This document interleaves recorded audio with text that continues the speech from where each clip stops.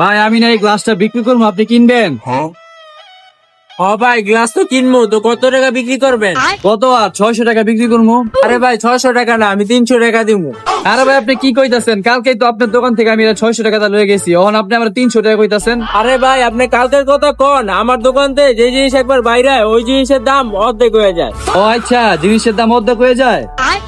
খারাপ দোকানদার, তোরে শিক্ষা দিতাছি, জিনিসের দাম অর্ধেক হয়ে যায় না। अभी बता दो আচ্ছা ভাই, তাহলে আপনি আমার সেম আরেকটা গ্লাস দেন তো, আমি কিনবো। ও আচ্ছা, ঠিক আছে, দাঁড়ান, এই নেন ভাই। আচ্ছা, এই গ্লাসের দাম কত? 600 টাকা ভাই। और अभी तो रुको, क्लाइमैक्स ওই মি, আপনি আমার বিল না দিয়া কই যান? আরে ভাই, বিল দিয়া যামু।